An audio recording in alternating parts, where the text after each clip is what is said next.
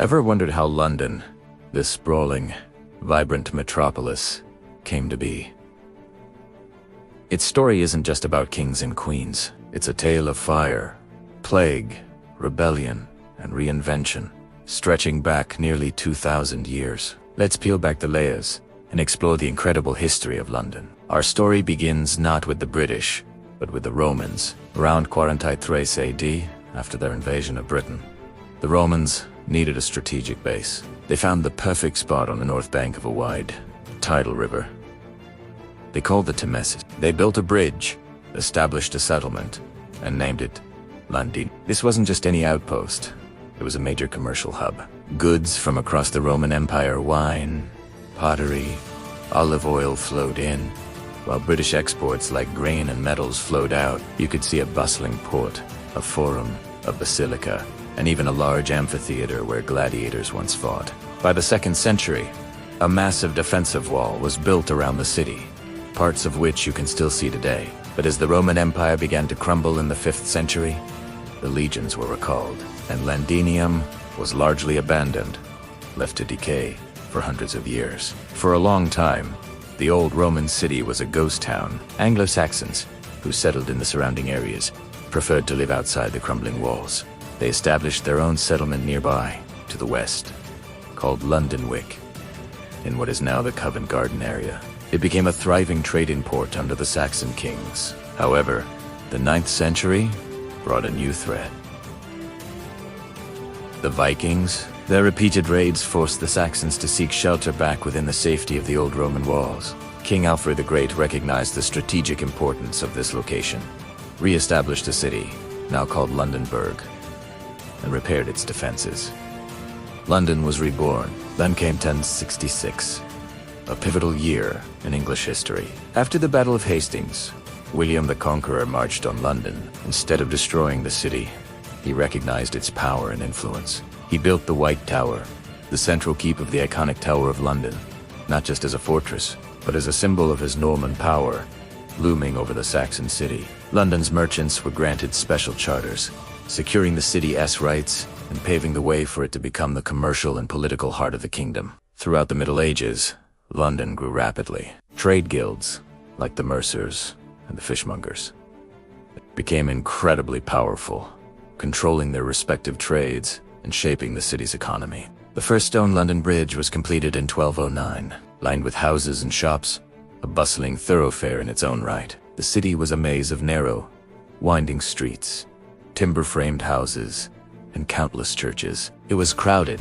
noisy, and often unsanitary, a perfect breeding ground for disease. And in the mid-14th century, disaster struck. The Black Death swept through Europe, wiping out at least a third of London's population. It was a catastrophic event, but the city slowly recovered, its resilience once again proving formidable. The Tudor and Stuart period saw London's population and influence explode. It became a true global city.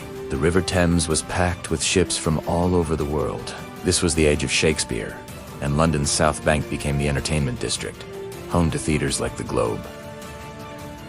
But this era of growth was also marked by immense challenges. In 1665, the Great Plague returned, a terrifying epidemic that claimed an estimated 100,000 lives, nearly a quarter of the city's population. People fled in panic, and houses marked with a red cross were a grim, common sight. Just 1 year later, in 1666, another catastrophe occurred. A fire started in a baker's shop on Pudding Lane. Fanned by a strong easterly wind and feeding on the tightly packed wooden houses, it became the Great Fire of London. For 4 days, the city burned. The medieval heart of London, including St. Paul's Cathedral, was reduced to ashes. Over 13,000 homes were destroyed. But from these ashes, a new London rose. The disaster provided a unique opportunity to rebuild. Although radical plans for a city of wide boulevards were largely rejected, London was reconstructed with brick and stone instead of wood, and streets were made wider. The genius architect Sir Christopher Wren was tasked with rebuilding the city's churches, his crowning achievement being the magnificent new St. Paul's Cathedral. Its dome a symbol of London's rebirth and resilience that still dominates the skyline today. The 18th century saw London become the capital of the burgeoning British Empire. Wealth poured into the city, funding the construction of elegant Georgian squares in areas like Mayfair and Bloomsbury. It was a center of enlightenment, of coffee houses, where radical ideas were debated, and a hub of finance, with the establishment of the Bank of England. The 19th century brought the Industrial Revolution, and London transformed at a breathtaking pace. It became the largest and most populous city in the world, the skyline filled with factory chimneys, and the air was thick with smoke. This was the London of Charles Dickens, the city of stark contrasts of incredible wealth and abject poverty, existing side by side. To cope with the explosive growth, incredible feats of engineering were undertaken. The world's first underground railway, the Metropolitan Railway, opened in 1863, revolutionizing urban transport.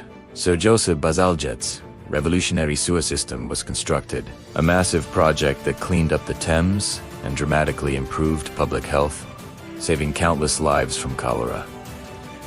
The 20th century tested London's spirit once again. During World War II, the city endured the Blitz, a relentless bombing campaign by the German Luft. For months, Londoners sheltered in tube stations and Anderson shelters as bombs rained down, destroying vast areas of the city, especially the East End. The iconic images of St. Paul's Cathedral standing defiant amidst the smoke and flames became a powerful symbol of British resistance. After the war, London began to rebuild yet again. The 1951 Festival of Britain on the South Bank signaled a new era of optimism and modernity. Post-war immigration from Commonwealth countries transformed London into one of the most multicultural and diverse cities on the planet, enriching its culture, food, and music. From the swinging 60s to the financial boom of the 80s and the dawn of the new millennium with the construction of the London Eye, the city has never stopped evolving, and that brings us to today. The London we see now is a tapestry woven from all these historical threads. You can walk through the financial district and see the futuristic Gherkin skyscraper standing next to the Assisi at the 3rd century church, designed by Wren. You can explore the Roman Wall, visit the Tower of London built by a Norman king, and then ride the Tube, a Victorian invention. Every street corner, every landmark has a story to tell. From a small Roman trading post to a global megacity, London's history is a powerful testament to human endurance, innovation, and the incredible ability to rebuild and reinvent. It's a city that has been shaped by fire, plague, and war, but has always emerged stronger, more vibrant, and more dynamic. Thanks for joining me on this journey through London's incredible past. If you enjoyed this, please like, subscribe, and hit that notification bell so you don't miss our next adventure. See you next time.